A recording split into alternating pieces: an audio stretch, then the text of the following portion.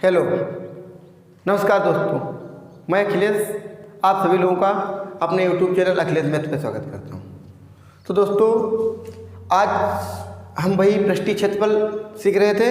पृष्ठीय क्षेत्रफल में जो सवाल आने की संभावनाएं हैं, 2-3 सवाल और बताएंगे, उनको अच्छे तरीके से कर लेना और वही तुम्हें सवाल बोर्ड परीक्षा में वैसे के वैसे ही मिल जाएंगे। अब जैसे एक सवाल ये है 13.1 प्रश्नावली का तीसरा सवाल क्या है, एक खिलौना त्रिज्या 3.5 सेंटीमीटर वाले एक शंकु के आकार का है। एक खिलौना कैसा है, 3.5 सेंटीमीटर त्रिज्या वाले शंकु के आकार का है।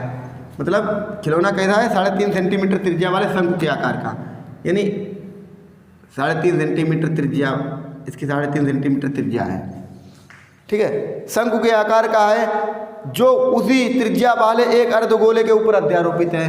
इसके नीचे अर्धगोला लगा है, इसकी भी त्रिज्या वही है जो इस शंकु की त्रिज्या है वो। तो फिर इसके बाद कहा गया है अध्यारोपित है। इस खिलौने की संपूर्ण ऊंचाई 15.5 है। इस खिलौने की संपूर्ण ऊंचाई कितनी दी गई है, 15.5 दी गई है, यानी 15.5 सेंटीमीटर संपूर्ण ऊंचाई दी गई है।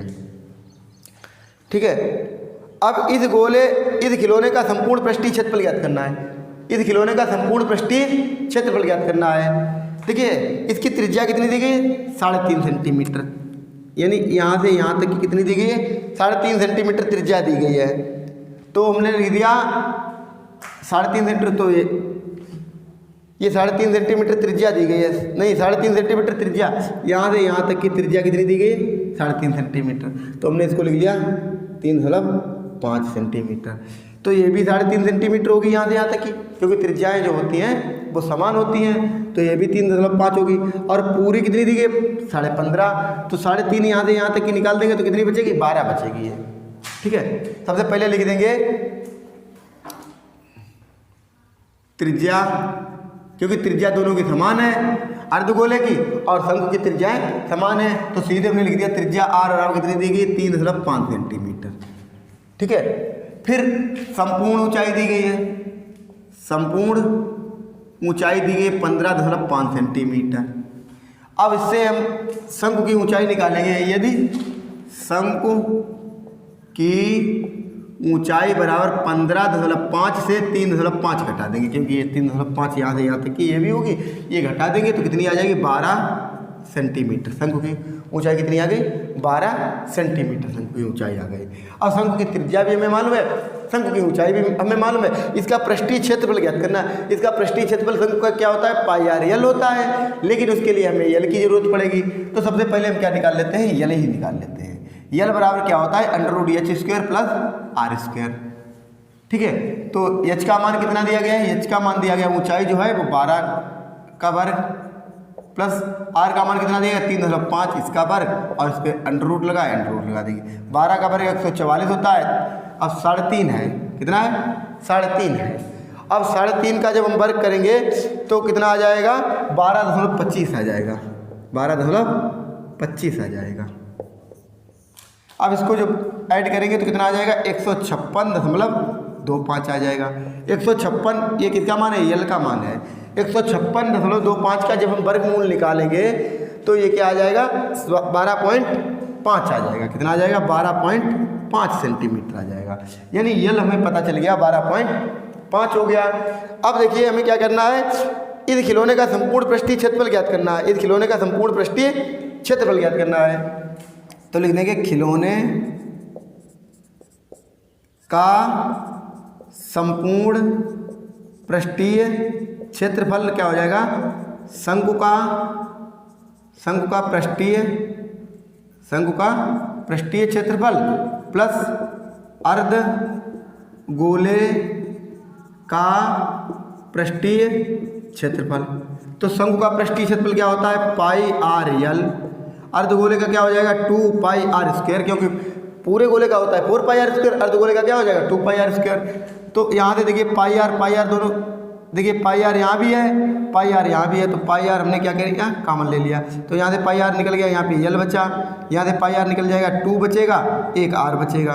तो पाई का मान, देखिए पाई का मान कितना दिया गया है, 22/7। और आर का मान कितना है 3.5 सेंटीमीटर है। कितना है 3.5 सेंटीमीटर है। तो हमने यहाँ पे लिख दिया 3.5 को ऐसे भी तो लिख सकते हैं 7/2। बताइए कोई दिक्कत है? तो हमने इसको 7/2 कर लिया और कोष्टक में एल का मान कितना दिया गया 12.5 प्लस 2 आर का मान कितना दिया गया 7/2। ठीक है, यहाँ से 7 से 7 कट गया, यहाँ से काटेंगे तो 11 आ जाएगा, यहाँ 2 से 2 कट जाएगा तो यहाँ बचा बाहर 11 और कोष्टक में कितना बचेगा 12.5 में 7 जोड़ेंगे तो कितना आ जाएगा 19.5। 19.5 का इसमें मल्टीप्लाई कर लेंगे तो 11 × 5 = 55 के 5 हासिल लगे 5, 11 ने 99, 99 और 5 104, 104 के 4 हासिल लगे 10, 11 × 1 = 11, 11 × 1 = 11, 11 और 10 21, 11 और कितना होता है 21 होता है। और एक अंक बाद दशमलव लगा तो एक अंक बाद हमने क्या लगा दिया दशमलव, और इकाई में सेंटीमीटर में चल रहा था तो सेंटीमीटर स्क्वायर आ गया। ये इस सवाल का आंसर हो जाएगा। इसको इस तरीके से आप लगा लीजिए। अब हम चलते हैं एक नए सवाल की ओर। इसको भी अच्छे तरीके से करना। इसको बिगाड़ देते हैं, फिर नया सवाल देखते हैं क्या है, कौन से पूछे जाने की संभावना है।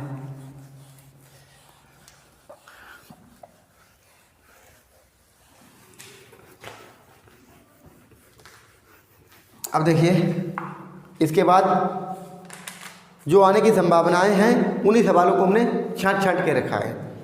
अब देखिए क्या है, व्यास 3 मीटर का एक कुआं, व्यास 3 मीटर क्या दिया गया, व्यास 3 मीटर का एक कुआं 14 मीटर गहराई तक खोदा जाता है। व्यास कितना दिया गया 3 मीटर, व्यास बराबर 2r बराबर 3 मीटर, तो r बराबर कितना हो जाएगा 3/2। r बराबर 3/2 हो जाएगा नहीं हो जाएगा, तो r बराबर 3/2 हो जाएगा। फिर उसके बाद क्या दिया गया है 14 मीटर गहराई तक खोदा जाता है, यानी h बराबर कितना दिया गया, h बराबर 14 मीटर, 14 मीटर गहराई तक खोदा जाता है। इससे निकली हुई मिट्टी को कुएं के चारों ओर 4 मीटर चौड़ी एक वृत्ताकार बले में बनाते हुए समान रूप से फैलाकर एक प्रकार का बांध बनाया जाता है। इस बांध की ऊंचाई ज्ञात कीजिए। एक कुआं है, अभी देखिए पहले क्या हमने बताया था पहले वीडियो में, उसमें हमने चबूतरा बनवा रहे थे। तो चबूतरा कैसा होता है, उसमें लंबाई चौड़ाई ऊंचाई होती है, लेकिन अब की बार जो मिट्टी है वो कुएं के चारों तरफ गोल गोल एरिया में फैलानी है यहाँ, तो उसकी ऊंचाई बतानी है। जैसे मान लेते हैं ये कुआं है, ये कुआं है, अब इसके चारों तरफ हमें मिट्टी फैलानी है, चारों तरफ मिट्टी ऐसे तो फैलेगी, ये चारों तरफ मिट्टी फैल गई है गोल गोल, ठीक है। तो इसकी हमें क्या करना, ऊंचाई बतानी है। तो देखिए सबसे पहले हम क्या करेंगे, इसमें दिया गया 4 मीटर चौड़ी वृत्ताकार बले में फैलाया गया, मतलब यानी ये जो चौड़ाई है वो 4 मीटर दी गई है, और उसकी त्रिज्या यहाँ से यहाँ तक की ये कितनी दी गई थी 3 मीटर, 3/2, यानी व्यास 3 मीटर दिया गया था, त्रिज्या कितनी दी गई थी 3/2 का मतलब क्या हो जाएगा 1.5 मीटर, 1.5 मीटर। अब देखिए हम क्या करेंगे, उसकी ऊंचाई ज्ञात करनी है। क्या ज्ञात करनी है, इस प्रकार बांध की ऊंचाई ज्ञात कीजिए। अब देखिए कुएं से निकली मिट्टी का आयतन लिख देंगे, कुएं से निकली मिट्टी का आयतन बराबर क्या हो जाएगा, कुएं से निकली मिट्टी, कुआं कैसा होता है बेलन होता है, तो आयतन का सूत्र क्या होता है बेलन का πr²h, तो पाई का मान 22/7, आर का मान कितना दिया गया 1.5, 1.5 गुणे 1.5, और एच का मान कितना दिया गया 14, 7 दूनी 14, ठीक है। 2 का 1.5 में गुणा कर देंगे तो यहाँ पे 3 हो जाएगा, ऐसे यहाँ से 2 इसका निकाल लेंगे, इसमें यहाँ पे भी 3 हो जाएगा, तो 3 3 9 और यहाँ पे 11 बचा, 11 ने 99, ये क्या आ गया 99 मीटर स्क्वायर। ये किसका आ गया, ये तो मिट्टी का आयतन आ गया। किसका आयतन आ गया, मिट्टी का आयतन आ गया। अब हमें मिट्टी का आयतन आ गया, अब कुएं की जो बाहर तक फैला गया है, बाहर तक की त्रिज्या लिखेंगे, कुएं की बाहरी, कुएं की बाहरी त्रिज्या, बाहरी त्रिज्या जब निकालेंगे तो 1.5 तो यहाँ से यहाँ तक की दी गई थी, अब 4 मीटर और चौड़ी फैलाया गया तो 4 मीटर हमने जोड़ दिया, तो कितना हो जाएगा 5.5 मीटर बाहरी त्रिज्या आ गई। बाहरी त्रिज्या कितनी आ गई 5.5 आ गई। अब हम खोखला गोला जो खोखला बेलन जो होता है उसका आयतन लगा देंगे, खोखला बेलन का आयतन लगा देंगे। अब देखिए वलयाकार चबूतरे का क्षेत्रफल जब ये जब निकालेंगे, वलयाकार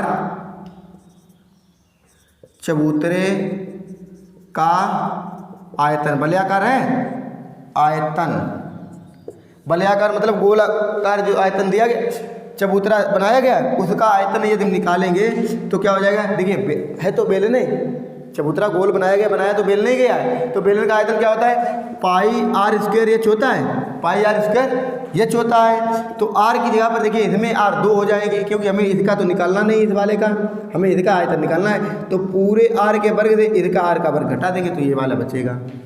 ठीक है, तो हमने क्या किया, इसके लिए हमने त्रिज्या आर बड़ी वाली नहीं मानी, तो r square minus a r square और इंटू एच। कोई दिक्कत।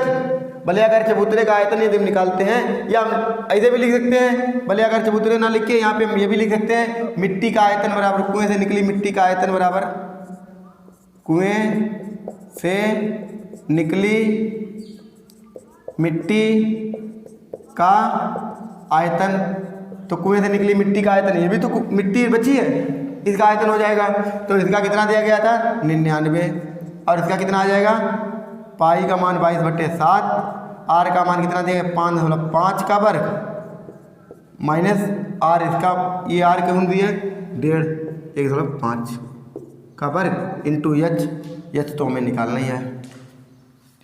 तो यहाँ से देखिए हम क्या कर देंगे, 11 दूनी 22, 11 नेम 99, 9 सते 63। यहाँ पे कितना हो जाएगा देखिए ए स्क्वायर माइनस बी स्क्वायर एक बार जोड़ देंगे, एक बार घटा देंगे। तो 5.5 में 1.5 जोड़ेंगे तो कितना हो जाएगा, 5.5 में 1.5 जोड़ेंगे तो कितना हो जाएगा 7, और एक बार कितना हो जाएगा, एक बार घटाएंगे तो कितना आ जाएगा 5.5 से 1.5 घटाएंगे तो कितना आ जाएगा 4। ठीक है, इतना आ जाएगा, और इंटू एच। तो यहाँ पे कितना आ जाएगा 7 से इसको काट देंगे, 7 नेम 63, 7 नेम 63 हो जाएगा। और यहाँ पे और ये 2 और बचा था, 2 यहाँ पे है तो 2 ऐसे मल्टीप्लाई में रखिए। तो 9/2 चक्कू 8, 8 में आ जाएगा इंटू एच। अब 8 से हम जब भाग देंगे 9 में, 8 × 8, यहाँ बचा 1 लगाया 10 हो गए, 8 × 8 2 बचे 20 हो गए, 8 दूनी 16, 8 दूनी 16, 4 बचे 40 हो गए, 8 पंचे 40। तो एच का मान कितना आ गया 1.125 मीटर, यानी इतनी ऊंचाई होनी चाहिए।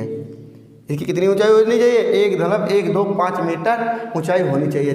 जो चबूतरा बनाया गया है मिट्टी का बनाया गया, चारों तरफ चबूतरा जैसा। ठीक है, तो इसको हम बिगाड़ देते हैं। अब देखिए अगले सवाल को देखते हैं।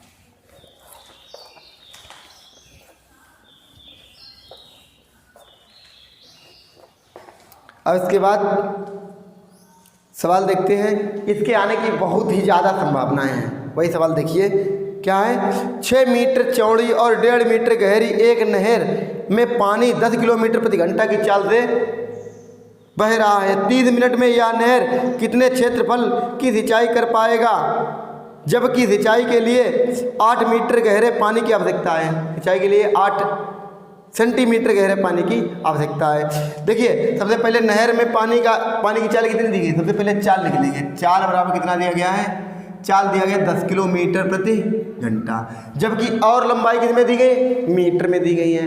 यहाँ पे 10 किलोमीटर प्रति घंटा का मतलब जानते हो, 1 घंटा में 10 किलोमीटर पानी जाता है, यानी लंबाई 1 घंटा की दी गई है 10 किलोमीटर। 1 घंटा की लंबाई कितनी दी गई 10 किलोमीटर दी गई है। 1 घंटा की लंबाई, 1 घंटा में पानी 10 किलोमीटर लंबा जाता है, यानी इसकी लंबाई तो 10 किलोमीटर हो जाएगी। और हमें निकालना कितना है 30 मिनट का। किसका निकालना है 30 मिनट का।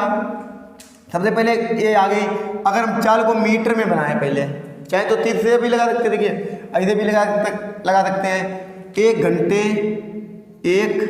घंटे में पानी की लंबाई 10 किलोमीटर, या 1 घंटे में पानी की लंबाई कितनी हो जाएगी 10 किलोमीटर, या 1 घंटे में पानी 10 किलोमीटर जाता है, कितना जाता है 10 किलोमीटर।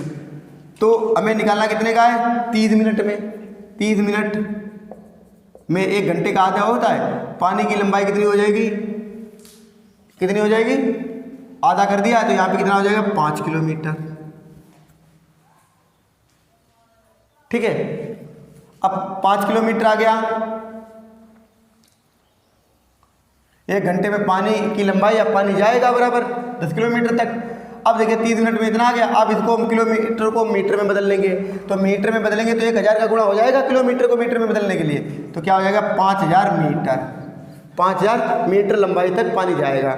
अब देखिए इसमें कहा गया है, अब इसकी चौड़ाई दी गई है, तो देखिए मिनट लंबाई जो दी गई है तो यल हो गई, क्या हो गई, यल हो गई। अब बी कितना दिया गया है, चौड़ाई इसकी दी गई है 6 मीटर, चौड़ाई दी गई है 6 मीटर, और ऊंचाई इसकी कितनी दी गई है 1.5 मीटर, 1.5 मीटर ये ऊंचाई दी गई है। अब पानी जो है 10 किलोमीटर प्रति घंटा की चाल से 30 मिनट में यह नहर कितने क्षेत्रफल की सिंचाई कर पाएगी। अब सबसे पहले देखिए ये कैसा हो गया, लंबाई दी गई है, नदी कैसी होती है, लंबी होती है, चौड़ी होती है, गहरी भी होती है, तो घनाभ के आकार की होती है। तो हम लिख देंगे 30 मिनट में, 30 मिनट में पानी का आयतन, पानी का आयतन, आयतन क्या होता है यल गुणे बी गुणे एच, यल बी एच। यल का मान कितना है 5000, बी का मान कितना दिए गए 6, और एच का मान कितना दिए गए 1.5। बताइए कोई दिक्कत है। अब 6 का 1.5 में गुणा करेंगे 15 छक्का 90, 1 दशमलव लग जाएगा, 0 हट जाएगा तो 9 बचेगा। 9 का 5 में गुणा करेंगे 9 पना 45, 9 पना 45 और 3 0 आ जाएंगे, तो क्या आ गया मीटर क्यूब, क्या आ गया मीटर क्यूब। ये तो आ गया हमारा मीटर क्यूब। क्या पूछा गया इसमें, इतना पानी स्थानांतरित करेगा, 45,000 मीटर क्यूब पानी स्थानांतरित करेगा। अब देखिए इसकी गहराई, अब सिंचाई करनी है हमें, सिंचाई के लिए 8 सेंटीमीटर पानी गहरे, 8 सेंटीमीटर पानी गहरे की आवश्यकता है। यहाँ पर मीटर में दिया गया, वहाँ पे क्या में दिया गया सेंटीमीटर में, तो उसको भी मीटर में बना लेंगे। सिंचाई के लिए, सिंचाई के लिए क्या दिया गया 8 सेंटीमीटर गहरे, यानी सिंचाई के लिए गहराई कितनी दी गई है, गहराई दी गई है 8 सेंटीमीटर। तो 8 सेंटीमीटर को हम काय में बदलेंगे मीटर में, तो 8/100 ये क्या आ जाएगा मीटर आ जाएगा, ये क्या आ जाएगा मीटर आ जाएगा। अब देखिए कितने क्षेत्रफल की, इन्होंने क्या पूछा है गहरे पानी की आवश्यकता, जबकि सिंचाई के लिए 8 सेंटीमीटर गहरे पानी की आवश्यकता है, कितने क्षेत्रफल। अब बताइए क्षेत्रफल क्या होता है, क्षेत्रफल लंबाई गुणा चौड़ाई होता है, लंबाई गुणे चौड़ाई। यदि हम उसमें ऊंचाई का और गुणा कर दें, लंबाई दी गई क्षेत्र की, चौड़ाई दी गई, ये तो क्षेत्रफल हो गया, यदि हम ऊंचाई का उसमें गुणा कर दें तो वो क्या हो जाएगा आयतन हो जाएगा, नहीं हो जाएगा। तो हम लिखेंगे क्षेत्रफल गुणे गहराई, क्षेत्रफल गुणे गहराई बराबर, जो ये पानी का आयतन है 45,000 के बराबर कर दीजिए, क्योंकि 30 मिनट में पानी की 30 मिनट में पानी का आयतन बराबर इतना आ जाएगा, और वही इतने 8 मीटर गहरे क्षेत्र के लिए पर्याप्त है। कितना क्षेत्रफल हमें पर्याप्त करना है, तो क्षेत्रफल गुणे गहराई बराबर 45,000 कर लेंगे। तो यहाँ पे क्षेत्रफल ऐसे लिख लीजिए, गहराई कितनी दी गई 8/100 बराबर 45,000, 45,000।